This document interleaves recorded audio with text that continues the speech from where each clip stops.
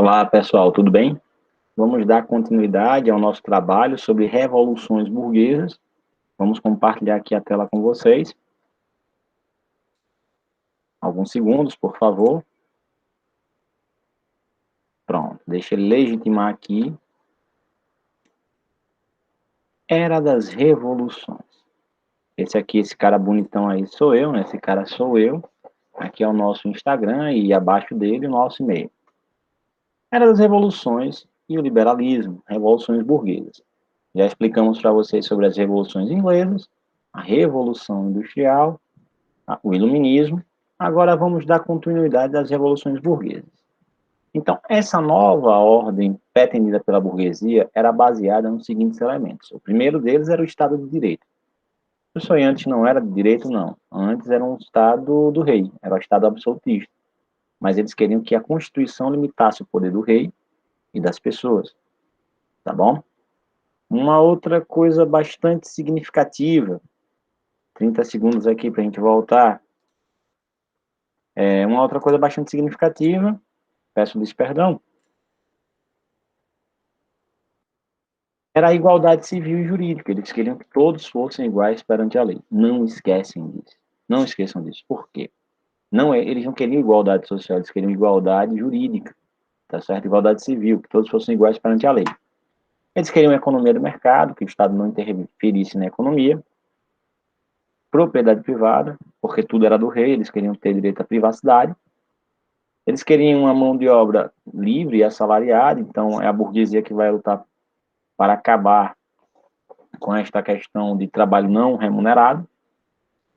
Vamos lá, hoje nós vamos estudar a independência dos Estados Unidos e a Revolução Francesa até Napoleão. Antes de entendermos a independência dos Estados Unidos, é necessário que vocês entendam que a colonização dos Estados Unidos, ela não foi como a colonização do Brasil. No Brasil, de norte a sul, de leste a oeste, o Brasil era Brasil. Nos Estados Unidos, não. O que hoje são os Estados Unidos, na realidade, eram 13 colônias na costa leste, banhada pelo Oceano Atlântico, tá bom? E os historiadores dividem elas em norte e sul para facilitar os estudos. As colônias do norte a gente chama de colônia de povoamento, a do sul de exploração. Eu acredito que toda colônia, que é um país dominado por outro, seja de exploração. Mas os geógrafos, para melhor facilitar os estudos, dizem que as colônias do norte foram de povoamento. Como assim?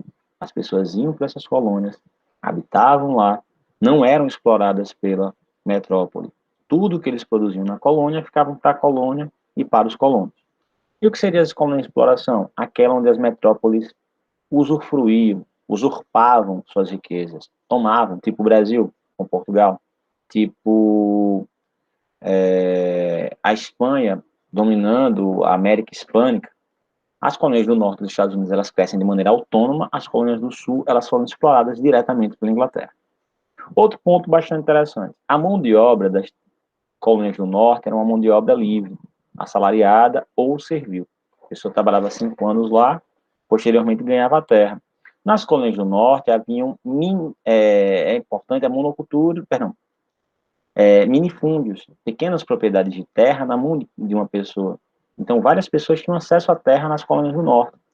E as colônias do norte, eles tinham um negócio até chamado comércio triangular. Eles comercializavam tanto com as colônias da América Central quanto com a África, tá bom?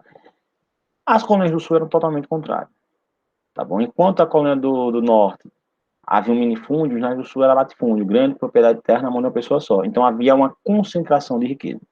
A mão de obra é escravocrata. O sul dos Estados Unidos até hoje é muito preconceituoso. Isso vem por quê? Porque o sul estadunidense ele foi baseado na mão de obra escrava, da escravidão negra, tá bom? Eles tinham plantation. E o que é plantation, professor? Plantation é monocultura, escravidão, exportação, latifúndio. Então, isso é importante. Lá, eles respeitavam piamente o pacto colonial. E o que é que vai fazer com que essas colônias queiram independência? Primeiro, depois das revoluções inglesas, o que é que acontece? A Inglaterra vai apertar os laços. Ela vai começar a tentar impor regras nessas colônias da Inglaterra. Só que essas colônias, elas tiveram um negócio chamado negligência salutar. E o que seria isso? Elas sempre cresceram de maneira autônoma. Quando a Inglaterra começou a pressionar, eles começaram a lutar pela independência. Então, os antecedentes, houve uma guerra entre França e Inglaterra, por uma área que hoje seria do Canadá, tanto é que uma parte do Canadá fala inglês e a outra fala francês, por causa dessas guerras, onde os colonos ingleses, no caso os estadunidenses hoje, pegaram e roubaram terras que pertenciam à França, a Inglaterra ajudou, e em contrapartida queria que eles pagassem muito imposto. As ideias do iluminismo, liberdade, igualdade, fraternidade, vão fazer com que os colonos quisessem liberdade, quisessem se autodominar, quisessem direito ao respeito. E aí a Inglaterra começa a apertar o laço e tem a fim da negligência salutar. Quer dizer, a Inglaterra começa a dizer, isso aqui é meu. As colônias não aceitam e elas vão lutar. A Inglaterra, em vez de cessar esse domínio, aumentou, impondo leis como a lei do chá. Poxa, para você comprar chá dos Estados Unidos era mais caro do que você mora nos Estados Unidos do que você comprar na Inglaterra. Então, a lei do chá fez com que os colonos fizessem até uma festa do chá. Eles pegaram, naufragaram no navio, jogaram chás que vinham da Inglaterra e vestidos de índio. Quando pularam no oceano, perceberam que eles eram colonos. Então, a lei do açúcar, a lei do selo, que dizia que para o produto ser vendido e chegar no que hoje são os Estados Unidos, teria que passar pelo selo da Inglaterra. As leis intoleráveis, que proibiam eles de terem armas, de terem indústrias. E aí eles começam a fazer uma série de coisas, tal quais, como eu disse a vocês, a festa do chá em Boston. É quando há o primeiro congresso da Inglaterra, da Filadélfia. Nesse primeiro congresso da Filadélfia, eles disseram o seguinte: olha, Inglaterra, se você quer nos cobrar imposto, não tem problema. Mas se você nos cobra imposto, você vai nos dar direitos. A Inglaterra não aceita, aumenta a sua opressão, e aí vem o segundo congresso da Filadélfia, que é a luta pela independência, liderados por Thomas Jefferson, que era o cara intelectual que vai fazer a Constituição. George Washington, que foi o homem que liderou as tropas. E o Benjamin Franklin, cara que vai para fora dos Estados Unidos para tentar o reconhecimento da independência. Os colonos ingleses, no caso as 13 colônias inglesas, lutaram por sua independência e assinaram a carta no dia 4 de julho de 1776. Há uma guerra entre Inglaterra versus Estados Unidos, é a Guerra de Independência. A França, a Espanha e a Holanda vão apoiar os Estados Unidos. A França porque odiava os ingleses e queria criar uma relação próxima com os Estados Unidos. A Holanda também e a Espanha odiavam a Inglaterra e achavam que ela perdendo sua colônia, ela iria ficar enfraquecida. E a Inglaterra é derrotada no ano de 1883 e reconhece a independência dos Estados Unidos. Até hoje, o dia 4 de julho, é o dia mais comemorado dentro do United States of America, Estados Unidos da América. E aí eles fazem uma Constituição, e na Constituição eles vão pegar elementos iluministas, tais quais os Estados Unidos se tornam uma república federativa, dividida em 3 poderes, onde todos são iguais perante a lei. No entanto, isso é uma mentira, né? Porque mulheres e negros não eram igualitários aos brancos. Eles fizeram uma Constituição para os brancos dizendo uma coisa. Lá se tinha direito de liberdade de expressão, liberdade religiosa, as liberdades impostas no iluminismo. E lá também o governo vai ser decidido pelo povo. Povo esse branco, tá certo? Que fez a independência dos Estados Unidos. Então, sobre a independência dos Estados Unidos é isso. Revolução Francesa. Sobre a Revolução Francesa, ela acontece em 1789. Antecedentes, absolutismo. O rei francês mandava em tudo.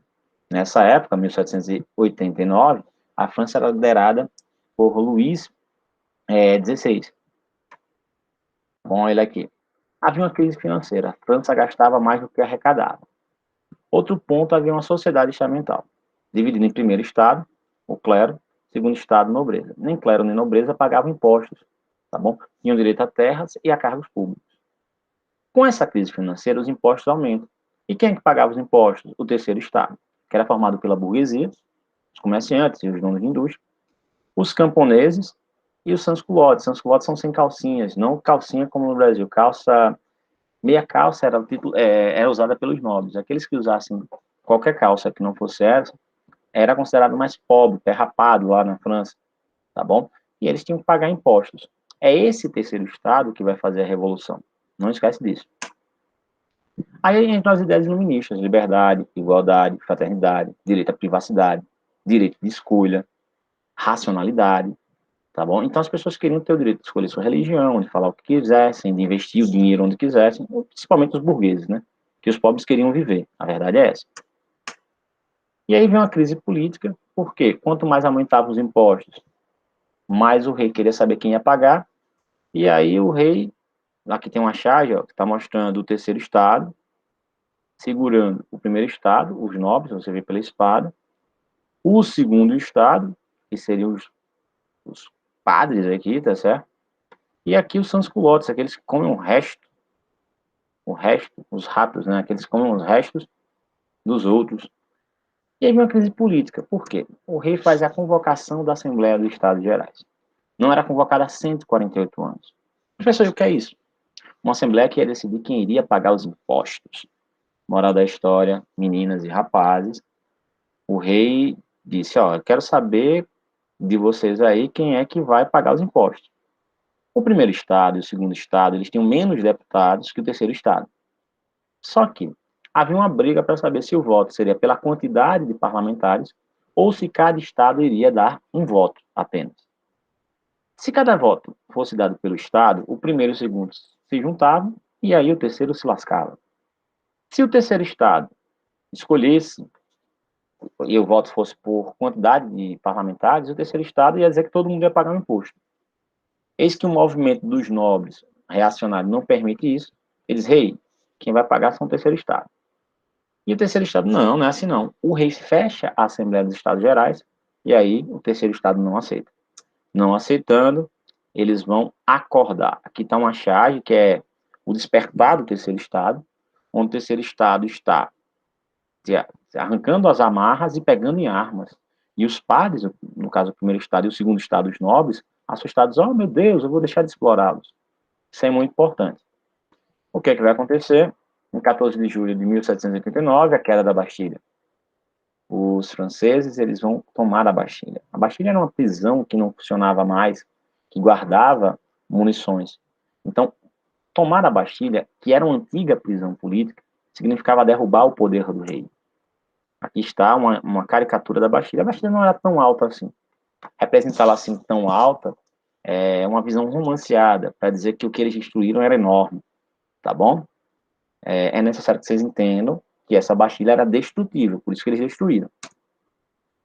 Quando eles tomaram o poder, em 1789, eles acabaram o fim dos privilégios feudais, todo mundo ia pagar imposto, todo mundo seria considerado igual, vão tomar os bens da igreja, ele faz a declaração do direito do homem e do cidadão, daqui a pouco eu debato isso com vocês, que vai decidir que todo mundo é livre, todo mundo é igual perante a lei, as pessoas têm direito de manifestação, cria o habeas corpus, e o que é o habeas corpus? Se você não tem antecedente criminal e você não foi pego em flagrante, você tem residência fixa, você vai responder liberdade até o fim do julgamento. A partir dessa declaração que vai se dizer, assim como a Bill of Rights, lá dos ingleses, que vai dizer que o ser humano ele é inocente até que se prove o contrário, é a presunção de inocência. Ninguém pode ser condenado ou culpado antes de passar por uma justiça, por um processo que vai sentenciá-lo. Então, nunca esqueça disso. Até que se passe trânsito de julgamento, o indivíduo é inocente. Você é inocente até que se prove o contrário. Pois mesmo, mas era do homem, né? A mulher não participava.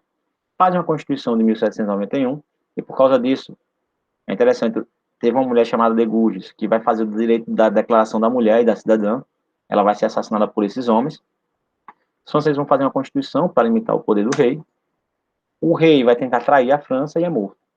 Ele é decapitado.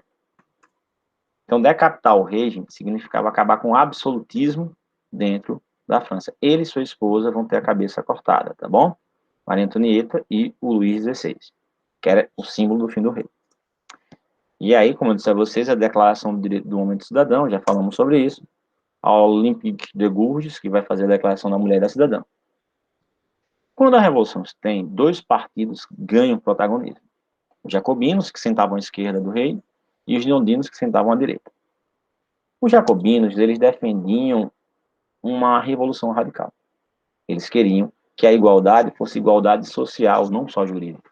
Defendiam reforma agrária, reformas sociais, tabelamento de preços. Já os girondinos, formados pela alta burguesia, que sentavam à direita, defendiam a propriedade privada, defendiam o direito de liberdade e igualdade jurídica. A igualdade proposta pelos girondinos era política, não igualdade social. Por isso que até hoje a gente vai fazer nomenclatura de esquerda e direita. A esquerda são aqueles que querem reformas sociais, tá certo? Mais radicais. E a direita seriam aqueles que seriam os legalistas, defensores da propriedade privada, hoje. Então isso vem da Revolução Francesa. Também tinha uma planície ou pântano, aqueles que ficavam do lado de quem estivesse no poder. De início, quem vai tomar o poder são os jacobinos, o pessoal da esquerda, e aí vem um período de terror com Robespierre, onde eles vão matar todos aqueles que são contrários à Revolução, e aí eles vão fazer o Comitê de Salvação Pública, que é um comitê para julgar quem fosse contra a Revolução, Comitê de Salvação Nacional, que é uma espécie de tribunal de júri, que vai pegar todos aqueles que os comitês perceberam que foram ilegais, julgá-los e decapitá-los. O que é que vai acontecer? Robespierre vai fazer reformas sociais, vai matar um monte de gente, vai dar liberdade religiosa, vai dar liberdade econômica, mas não vai dar liberdade de expressão. Vai ser assassinado, e aí vem a direita no poder. Os girondinos tomam o poder. Quando os girondinos tomam o poder, eles são corruptos. E a França fica numa crise econômica desgraçada. Para tentar conter a crise, vem um golpe militar feito por Napoleão Bonaparte, em 1799, chamado Golpe do 18 Brumário. Napoleão Bonaparte. Primeiro ponto, ele foi um cônsul de 1799 a 1804. E aí o que é que acontece? Suas principais medidas, ele vai criar o Banco da França, banco que ia emprestar dinheiro às empresas e iria conceder moeda. Né? Ele vai criar os liceus, gente, eram locais de estudos integrados. A Revolução Francesa vai criar a escola pública. Obrigado à Revolução Francesa. Imagina um pobre sem educação. Então, ele vai também criar as politécnicas, que eram ensino superior. Napoleão vai criar, gente, um concurso público, isso é muito importante. Então, para estar naquele local, você vai ter que ter competência e vai passar por concurso. Ele vai acabar com aquela ideia que só os filhos dos nobres, dos ricos, podem chegar ao poder. Faz uma concordata, dizendo que a França não vai pagar dividendo nenhum, ele não deve a ninguém. E vai fazer um Código Civil Napoleônico, onde vai dar direito de propriedade privada. Napoleão também vai dizer que pode se separar, etc. e tal. Nesse período revolucionário, Napoleão vai devolver os bens da igreja que a Revolução tinha tomado. Aí ele faz uma espécie de plebiscito. O que é plebiscito? Uma consulta de lei para saber se as pessoas queriam que ele fosse rei. Moral da história, ele consegue se tornar rei, tá bom? Nessa eleição, chamada plebiscito. E quando o Papa vai coroá-lo, Napoleão pega a coroa e diz, não, quem se coroa sou eu, quem manda aqui sou eu nesse negócio. E aí foi uma quebra, uma ruptura, para mostrar que ele era maior do que qualquer um. Aí o que acontece? Com a necessidade de desenvolvimento industrial da França, e sendo a Inglaterra a maior potência do mundo, quando Napoleão se torna rei, ele vai decretar o bloqueio continental. Isso é muito importante. O bloqueio continental dizia que aqueles que comercializassem com a França não poderiam comercializar com a Inglaterra. Porque se comercializasse com a Inglaterra, a Inglaterra iria invadir. E foi isso que aconteceu. Perdão, aqueles que não comercializassem aqueles que continuassem comercializando com a Inglaterra, a França, me desculpem, iria invadir. E os franceses começaram a invadir todos os países europeus que tinham aliança com a Inglaterra. Professor, por que ele não invadia a Inglaterra? Porque a Inglaterra é uma ilha e tinha a maior frota naval do mundo. Aí Napoleão vai invadir. Espanha invade Portugal. Por causa disso, a família real vem parar no Brasil. Isso é importante. Uma ligação entre história do Brasil e história geral. Napoleão vai conquistar quase metade da Europa, mas vai ganhar muitos inimigos. Tá bom?